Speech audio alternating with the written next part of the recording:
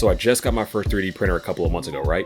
And my mind has not stopped racing about what project to do next. It's going to completely change the ideas and approach that I have for projects coming up. But first, let me show you what I've built with my first spool of filament. I printed some Raspberry Pi cases for the 4 and the 0, a couple of stands for spare mechanical keyboards, a stand for the daily hardware that I use, USB and SD card storage, a couple of parts bins, and even a hat stand. But the project that I was most excited for, that I spent the rest of the filament on, was one that I had in my head for years, and I was finally able to bring it to life. Let me tell you a little bit more about it. So the screen inside is a 7-inch touch display by Elecrow. It has a 1024 by 600 resolution. It's a pretty solid screen with a standard Type A HDMI port. It can be powered by most devices with a USB port, like the Raspberry Pi 5 that I used. So special thanks to Elecrow for sending this screen out for me to review and include in this project. So as I mentioned, the screen works great with Raspberry Pis. I started out with a Raspberry Pi 4, but eventually switched to the 5 that I had that already had a fan attached. It worked out a little bit better. The other board in here is responsible for the button input. It translates those inputs into something that the Raspberry Pi can understand. Now the board that I started out using was a standard fightstick board that I use in my arcade machine called the Brookboard XB. And those Brook boards, they do work great.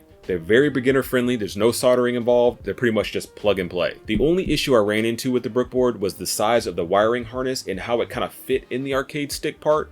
I'll go over it a little bit more later. And the only other hardware left to mention were these Sanwa arcade buttons, the battery power bank that I have on the back, and of course all the wiring. Now let's touch on the 3D prints themselves. This was a 3D print project that I saw that was designed to hold this exact Elecrow 7-inch touchscreen, but it was also designed to mount a Raspberry Pi 4 on the back of it. This was actually the enclosure that screws to the back of this. And eventually I was able to make more space and fit the Raspberry Pi inside of here. So I kind of ditched this because it was adding too much weight having the Raspberry Pi kind of sit on the back of this. It would kind of tilt the whole thing back.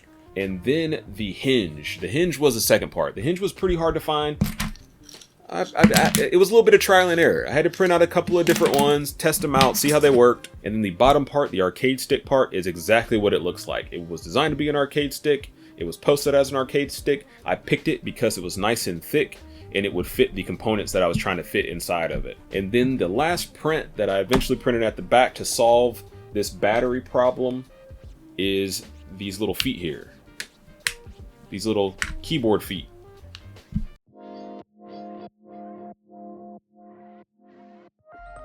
Alright, so I've got everything printed out, right? The only thing I need to do, the most important part, is making sure that this hinge will connect this base to this screen frame. That's the most important part right now. If I can pull this off, if this hinge actually works. This is a one-piece printed hinge. I printed this off in one piece. So I can go to about here. I want to get to as close. I can just get pretty much to the middle. Okay.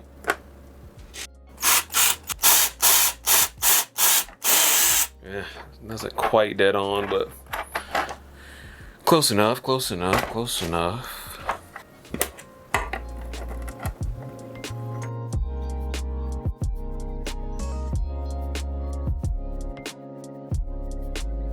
Yeah, it feels nice and sturdy.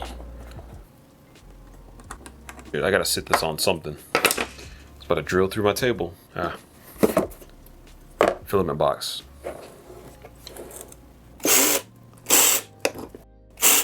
Hopefully that works, because that was pretty thin. Maybe I should get some Loctite.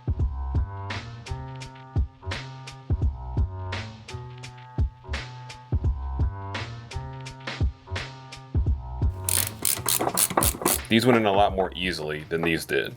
So these feel like they're a lot more secure just on their own. I don't feel like I needed Loctite, but I think the Loctite is probably going to help these out a lot because that was very thin. But look at that though.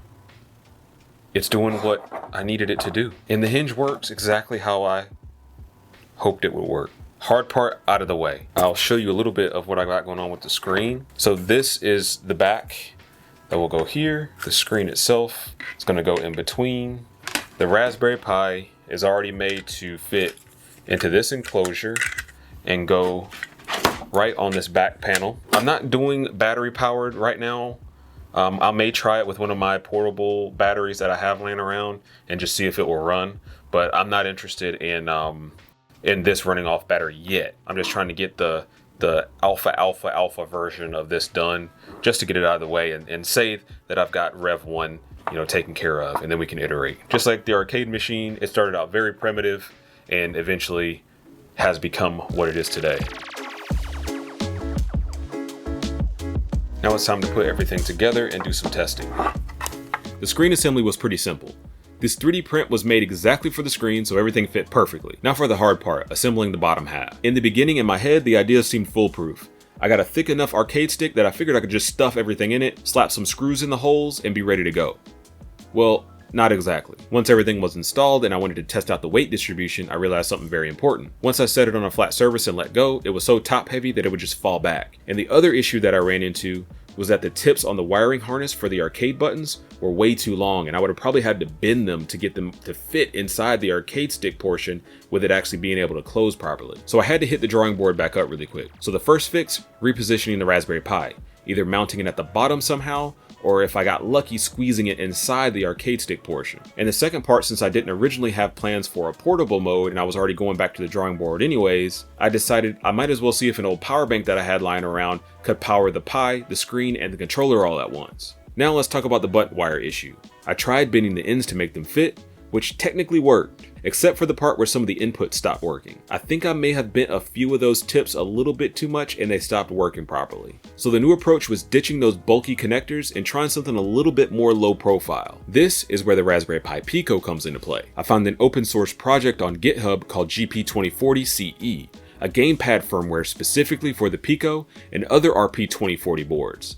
It sounded perfect. The only problem with that is that the Pico has these little tiny pads you have to solder onto, and I'm not exactly the most experienced. But what better time to start practicing than now, right? Good thing I went and bought a pack of 4 Raspberry Pi Picos because I completely burned 2 of them. But the third time was a charm. I finally got all the connections solid, no solder bridges, no shorts. And the best part about it, by using that tiny Pico and soldering the wires directly onto the contacts, I save a lot more space that I could fit the Raspberry Pi 5 inside. So with a little electrical tape, some hot glue, and some zip ties, everything was secured and I could finally close the bottom of the arcade stick. Now it's time to figure out where and how to incorporate this power bank. I already checked and confirmed with my power bank that it could power a Raspberry Pi 5, the Pico, and the screen all at once. Mounting it to the back of the screen wasn't an option since that was already heavy enough, so I figured since I was able to fit both boards inside the arcade stick, I had the whole bottom to work with.